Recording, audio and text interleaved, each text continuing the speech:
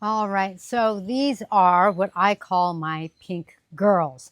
Let me see if I can get the camera a little closer to them for you because they are the pink stars. Someone asked me to do a comparison between these two, which I think is a brilliant idea. This is Bella, our rose-breasted cockatoo or Galah, and this is Diva, our Major Mitchell. As you can see, one difference is Diva's a little more skittish. Hey guys, I'm Kaylin, the author of The Parrot, Bliss Bond and several other parrot books, all on Amazon, link below. Today we're comparing light pink and rose pink. I don't know. So let's get started. They have a lot in common. Their nails grow like crazy, and I'm constantly getting clawed. You constantly need to trim their nails. Is that just them? Is that I don't know. I will say that I adopted them both as adults. They were not together. They didn't know each other. When I adopted them, Bella here was already a plucker, so that's nothing new. She's kind of, what are you doing to your nail? Are you trimming it for me? I don't think so. It's too bad. If you were, that would make it easier on me. So they didn't know each other, but they have really bonded, and now they are definitely best buds. They are both females. Now, what I'm going to tell you in my comparison of my two is very specific because I haven't had a lot of, I am just speaking from the experience of these two individuals. When cockatoos are males, it's a different experience. The females are more traditionally docile. The males are more traditionally assertive, if not aggressive. So like breeders have to be careful, and they have to learn how to handle the breeding program so that the males actually don't hurt, injure, or kill the females. So with these species, the gender really takes a significant role. So if you're looking at getting one, don't forget, I am specifically talking not only about these two girls, but about the fact that they are girls. So, so some of what I say, is not necessarily going to apply to males or other birds. All right, so look at her; she's helping her. They preen each other. Like I said, they're bonded. They when Diva, if I pick Diva up and walk away, Bella gets a little upset, and when Bella's gone, Diva gets a little upset too. Not quite as much. Diva, hi sweetie, you want some pets? Did you see that? That head bopping and that fluff. Can you see the fluff? That is pet me, pet me. I'm happy to pet you. Yes, you're such a sweet girl. I'm lucky because they're both super sweet. More pets? Does Diva not want you to get pets, huh? Is that what's going on? Oh, look at Bella's like, it's okay, just ignore her. I'll take the pets. I'll take the pets. They're both super sweet.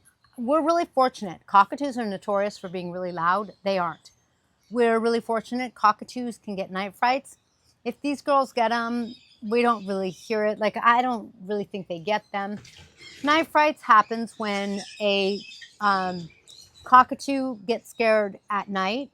Something happens and they kind of freak out.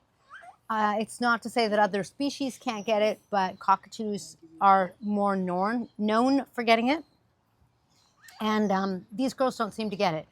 Now, don't forget, these girls aren't young. They aren't babies. They are both, we know Diva, at this point, she's probably like 19, going on 20. Don't know Bella's age, but Bella is certainly not a spring chicken. So some of it might be that they're older and they're more mellow. Like you kind of, just like people, birds kind of lose some of the enthusiasm for life. Because just like young children, young parrots, they're like, oh, what's there to do? Oh my God, this is so cool. The world is so amazing. And then once they've lived through many days and nights, it's kind of like, oh, it's another beautiful day. Isn't that great? It's no longer like, oh, what's new today, So, so they get into the routine of life, they get established, they get comfortable. Not sure what Diva's doing. I felt her on my hair a little. Hi, Bella. So it's hard to compare the two, like to contrast them, because they just are so very similar. You can kind of see they're both very mellow. Hi, sweetie. Oh, Diva is more bonded to my husband than she is me, and I don't know. Bella's funny. She's just kind of like happy to be with anyone. You can kind of see that. She's like, I'll get pets, I'll get love from my mate, whatever, my best friend. So they're great because they are bonded, so they keep each other company. But they Diva sees the dog, the puppy, and she's like, but when we take them out, you could see that they're like, I know. Is she bugging you? Is she bugging you just by being there? Yeah, look at that crest. The crest comes out to say, I'm big, bad, get away from me. I'm more dangerous than you, puppy. Yeah, you tell him. You tell him.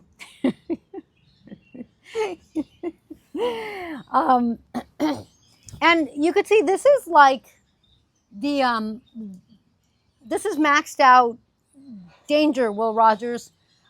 This is maxed out aggression. These girls are docile. These girls are sweet. These girls are a dream, just a dream. And again, I do attribute some of that to the fact that they're not young. So I think I've given you a lot of similarities. I've given you some differences. At the cash register, you're going to feel a significant difference because Major Mitchells are going to cost, what, 3 times more than a rose-breasted, something like that. The Major Mitchells are, I don't know if I'm exaggerating if I say they're becoming extinct.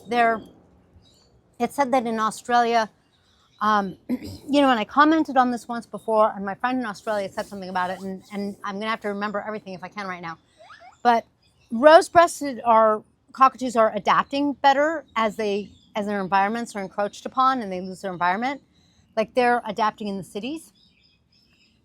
Major Mitchells are not adapting quite as well, although they are doing some crossbreeding. And so in a way, maybe a new species is evolving. You want more pets? Yes, you want more pets.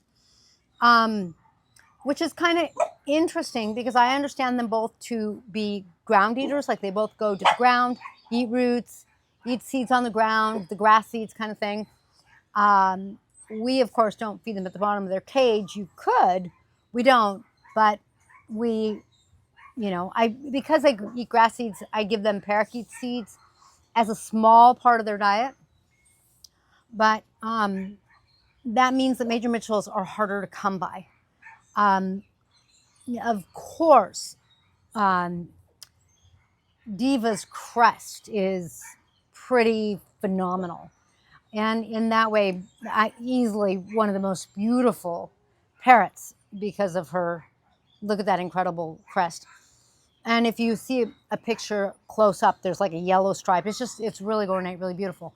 And while Bella does have a little bit of a crest, it's not like a typical cockatoo crest, so you don't see a real crown. But personality-wise, these girls are just phenomenal. If I had to, like if I was a different person and I knew everything I knew about these two girls and I had to pick one, I think I'm kind of torn as to who I would pick. You know what? I would be like, whichever one I get is going to be phenomenal. They're both really, really fantastic birds. Easy to live with. Just, I can't say enough. I hope that gives you all a good idea of what they're like and kind of comparing the two. To me, they're just so similar, even though there are those few differences. Diet-wise, I don't really feel like there's a difference. Sound-wise, I don't feel like there's a difference. Bonding-wise, I don't feel like there's really a difference. Not with my two girls. They're just both pink, fluffy cloud dreams. All right, guys, I hope you found this informative and helpful and entertaining. Catch you in the next feathered video. Any questions or comments, please place them down below. See you next time.